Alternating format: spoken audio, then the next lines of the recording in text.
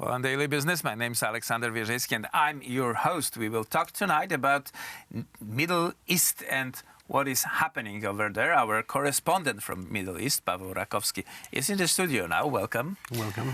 And, well, let us say, what do you make of, what is your idea why the General Qasem Soleimani was killed by Americans? Well, first of all, there are going to be elections this year, American elections, and also Israeli elections. So we have to consider this, that President Donald Trump, as well, Benjamin Netanyahu, are looking for some kind of success. And Qasem Soleimani, actually, assassination of Qasem Soleimani is a great success, although Qasem Soleimani wasn't and isn't recognized fully by the public, but he was the leader that definitely was well known to those who are supposed to know. I mean, to the military, to the politician, to the any other experts. And yes, assassination of Qasem Soleimani was it's a much higher success than assassination of Osama bin Laden or Abu Bakr al-Baghdadi.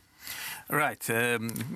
But this also has its consequences. The Iran made huge splash about that. There was well, definitely. I mean, first of all, we have to understand the Middle Eastern mentality as well as Iranian Persian culture, who has 7,000 years.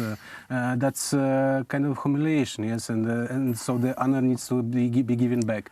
Of course, there are kind of huge declaration as well as by the head leader Ayatollah Ali Khamenei, as well as the any other. As well as the daughter of the assassinated general, but we have to look at this in a very pragmatic way. First of all, Iran doesn't look for the escalation because he cannot afford direct confrontation with the United States. It's out of the it's impossible. Second, Iranian regime has its own internal problems.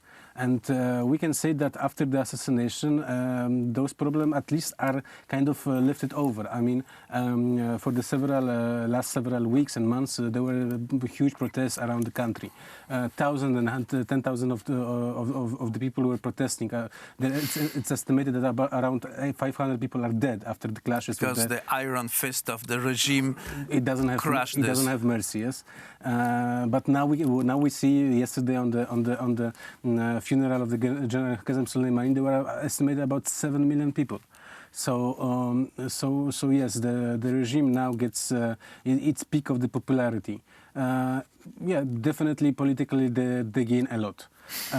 Also, there is a struggle between Iran and the United States for Iraq. And as far as for now, we can say that the United States are in very difficult situation in Iraq, especially that the latest news are that the Chinese are now kind of promising help for the Iraqi government. Well, the United States spent about $1 trillion on the war war with terror over the past 20 years. The major investment, major offer was obviously the attacking the Iraq in 2003, removing Saddam Hussein, and then trying to build up this nation, and this effort to the large scale failed. Well, we have to remember that during the first Gulf War, Saddam Hussein wasn't removed from his post because there was a fear of the Iranian, and that Iran will get kind of will swallow Iraq. Well, after 20 years, we can see that yes, that fear it was real fear.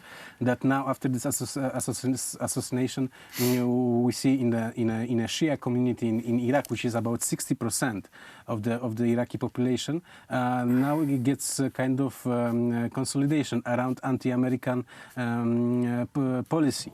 So we can say that slowly but slowly, Iraq gets into the Iran very softly.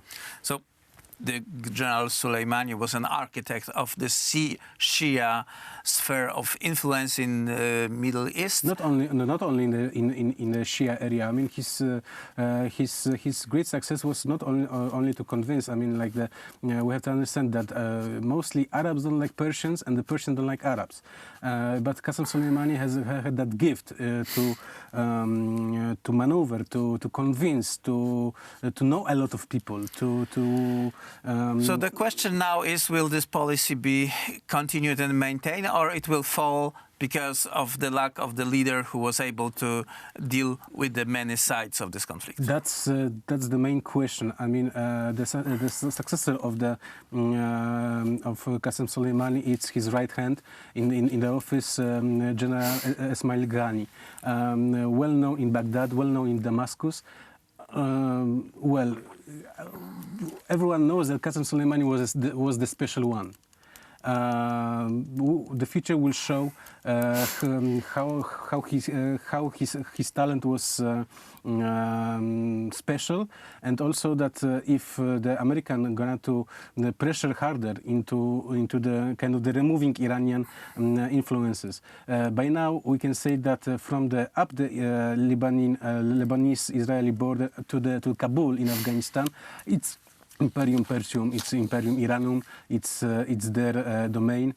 Although we have to understand one thing, that Iranian nation, Iranian people, Iranian country doesn't have any benefits from it.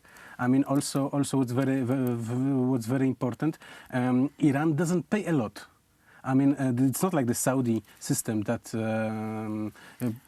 comes with the big money, big bribes. The Iranian, they pay just, it's estimated about $300 million to annual to Hezbollah. That's enough. But we know that it's a very small contribution. Contribution. Anyway, it works. Paweł Rakowski, thank you very much for this insight. Thank you very much. And that much. was it for tonight's Poland Daily Business.